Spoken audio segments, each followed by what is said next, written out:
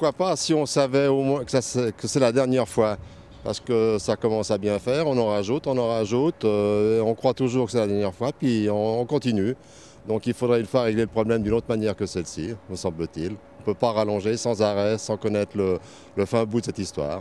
Non, je trouve que en fait, actuellement, la Genève ne peut pas vraiment se permettre de donner 2 millions pendant 4 ans, donc c'est par année, hein.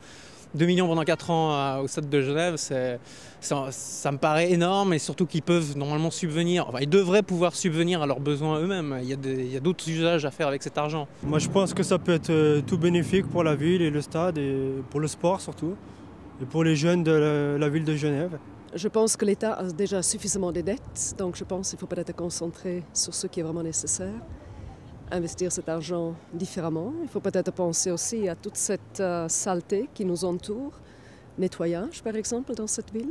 2 millions ouais, chaque année, ça fait quand même beaucoup d'argent à investir pour un stade où finalement pas tout le monde va y aller et chacun va payer sa place à un certain prix. Donc c'est peut-être pas vraiment utile et puis un peu exagéré. Surtout que je sais pas exactement quel genre d'équipe ils viennent, mais je crois qu'un des seuls grands matchs dont j'ai entendu parler, c'était pendant l'Euro 2008.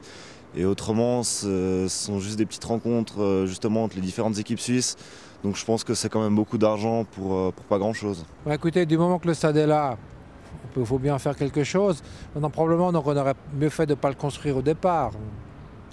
Étant donné le nombre de personnes que le football intéresse encore, on aurait probablement pu faire un peu mieux avec cet argent. Si on pouvait me dire c'est la dernière fois, pourquoi pas?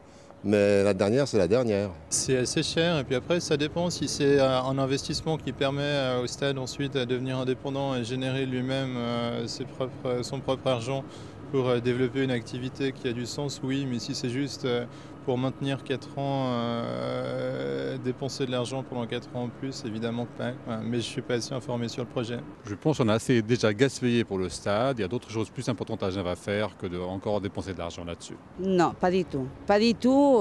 Moi, je vous ai dit, il y a beaucoup de crises. Il y a beaucoup de choses qui sont beaucoup plus prioritaires. On a déjà sur les dos l'UBS. Maintenant, si en plus on a les stades, c'est non. Non. Mon mari, il est au chômage parce que justement, ils n'ont pas voulu aider l'usine. C'est 100 et quelques familles qui vont être au chômage. C'est pas normal, il faut arrêter. Je suis d'accord que les stades, c'est important. C'est important, puis voilà, ça donne du prestige à la ville et tout ça. Mais quand il y a la crise dans une maison, eh ben, il faut éliminer les superflus, et ça c'est superflu, à mon avis. Alors la question c'est de savoir qu'est-ce qui se passe si le canton ne verse pas cet argent.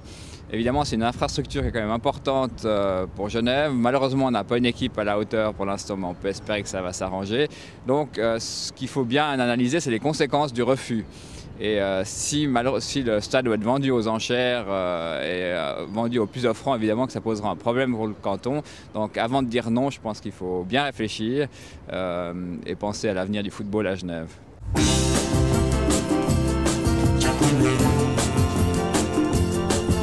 Bye.